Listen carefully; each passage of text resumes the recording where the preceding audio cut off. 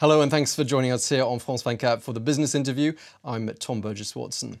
Now today my guest is one of the first non-Japanese to rise to the top of a major multinational company there in the world's #3 economy. But his time as president and CEO of Olympus was short-lived. Halfway through last year, he uncovered some financial irregularities at that firm on a massive scale, something that the healthcare and camera makers executive board didn't want to talk about. And when he pressed them, their response was a one-way ticket from Tokyo back to London. Michael Woodford, thank you very much indeed for joining us here in the studio. Hello, Tom. Good to be here. Now, you hadn't been at the helm of Olympus for very long when you realised something was wrong. How did you find that out? I was appointed president from April the 1st last year, and everything was going wonderfully until I was in Hamburg chairing a board meeting of the European business at the end of July. I remember the day vividly, very, very hot, very, very warm. And during a break, I just looked at my emails, and there were two communications from Japan asking me had I seen the Factor article. And I didn't know what Factor was. It's a very small, quite obscure financial journal in Japan. But it had very well substantiated allegations about the company's M&A activity over recent years. Right, and that article basically set the ball rolling for what was to be a whole catalogue, an Aladdin's cave of problems that you then became aware of. I mean, I returned to Japan a few days later, and it was on a Friday, and there was a normal board meeting, and I thought I'd walk into a room filled with tension as people told me what had gone on, but it was just normality. It was benign and mundane. And what was the scale of the problem? Nothing was mentioned to me, so I waited to the Monday. I thought somebody would tell me then. They didn't. So on the Tuesday, I called a meeting with the chairman and the vice president and asked them. I showed them the magazine, and my first question was, why hadn't anybody told me? And the answer was, Michael, you're too busy. You're the president. So I said, well, I'm the person who signs the company's accounts. I'm the person who has to sign the letter of representation with the auditors. These are serious allegations. I need to know. And I've never seen a mood change so dramatically. And I pushed, and I just couldn't get anything from them. In your capacity as president? I was the president of the corporation, yes. And it would have been you who would have been answerable to the authorities, ultimately, had these irregularities emerged at a later date. Yeah, I mean, myself and all the board. But I was asking reasonable questions. I mean, Mori, who's the vice president, I got annoyed and angry. I was basic questions. The two transactions I was querying meant over $1.5 billion, 5 years profits for the whole group. And I asked him who he worked for. I mean, he reported to me, and I will never forget his answer. It was very chilling. He looked at me and he said, I work for Mr. Kikukawa. I'm loyal to Mr. Kikukawa. Who was Mr. Kikukawa for the benefit of our viewers? He was the chairman of the corporation. He was the previous president, and he was the chairman. And I knew at that moment there was something profoundly wrong and sinister going on. So an article written in a fairly obscure Japanese journal is what got the ball rolling. Without that article, would you have just carried on? Would you today still be in the offices of Olympus? I would. That's the irony. I mean, there's 30,000 subscribers. I mean, if in France, on an obscure website, something was reported about a large French company or a British company in London or an American company, instantly that would be picked up by the mainline media. It wasn't frivolous. It was detailed and substantiated. But the Japanese, you've lived there, Tom. I mean, the Japanese media can be self-censoring. Don't rock the boat. I mean, and certainly don't upset a large, prominent listed Nikkei company. Now, following on from that, you sent a series of letters, 6 of them, to the board asking for explanations. And eventually they called you into a meeting there in Tokyo and they sacked you. What reasons did they give for dismissing you? I mean, my final letter was sent in the early hours of the Thursday the 13th of October. That day I was actually visiting the northeast of Japan, where the tsunami had struck, where we had volunteers clearing the land. And that was a lovely day, seeing the best of people. But my letter had arrived, together with the PwC report I had commissioned in London, which was condemning of what had been taking place. And an emergency board meeting was called for the next day, the Friday, to discuss the serious concerns raised about M&A activities. But when the meeting took place, that was cancelled, and I was summarily dismissed.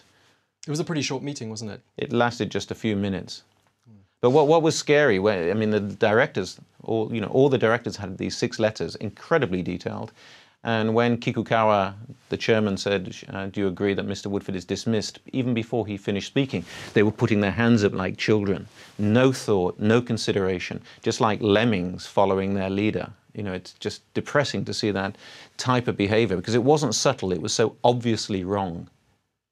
It sounds like you miscalculated the Japanese establishment. Olympus is an established Japanese company. There are people in Japan who have their jobs for life. It's very much a jobs for life culture.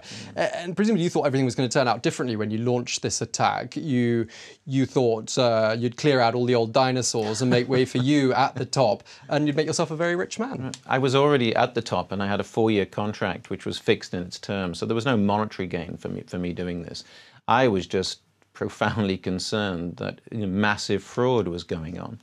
And I don't think I've been going to Japan for nearly 30 years. I know Japan, lots of Japanese friends, both from business, from medicine, and from people I've met. I don't think I misjudged Japan. What I walked into was a massive fraud, and wasn't prepared to just not say anything, to turn, as the wise monkey is. I wasn't prepared to do that. But you misjudged what it means to be a CEO and a president in Japan. They presumably wanted someone who's going to say yes to pretty much everything and play golf the rest of the time. But they knew I had reported wrongdoing twice when I was running the European business, in 2005, where a bribe had been paid in an East European country, and also an internal fraud of €1 million in 2008, where German prosecutors have now taken that forward with the individuals concerned. So they knew I had no tolerance for wrongdoing.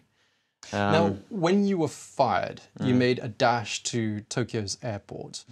You said you feared something was going to happen to you. Why did you think that? I mean, the last report, which was published on the 20th of September by Factor, said there was links to antisocial forces, which is a euphemism for racketeering and the Yakuza.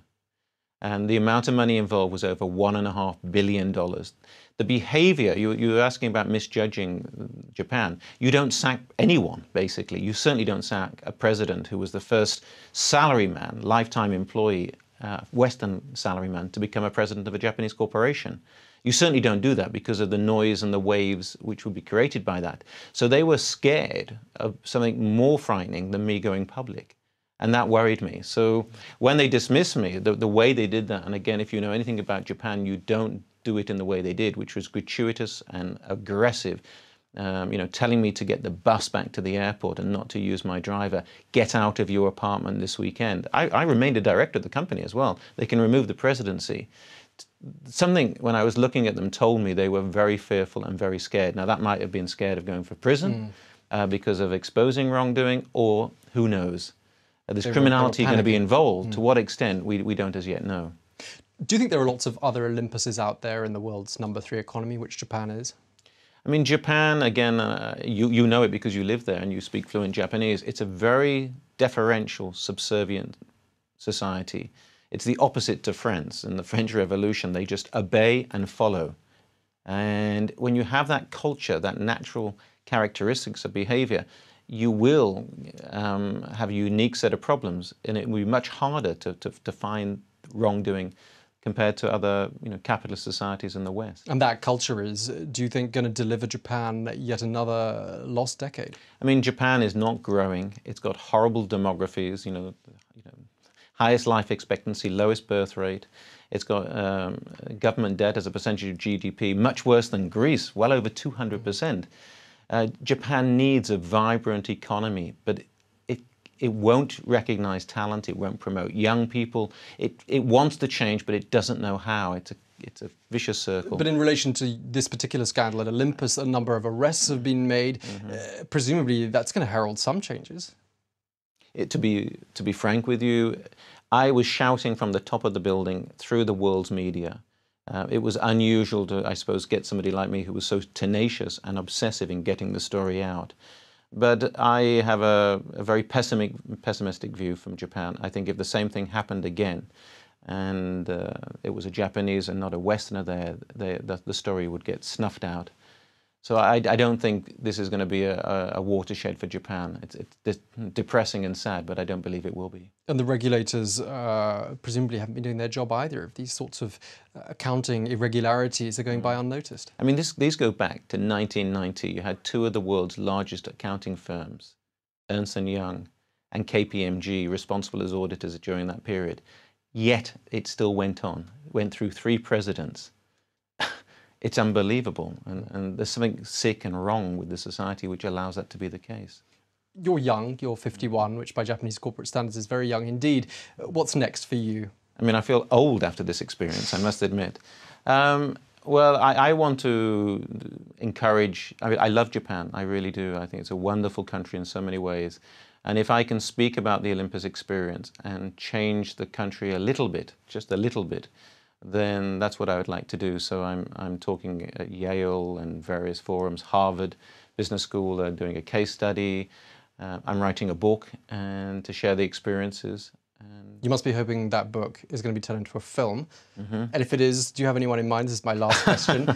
Who would you have in mind if you could cast someone to play Michael Woodford? Who would someone good-looking and suave and debonair. What about George Clooney? But he'd have to shave his head.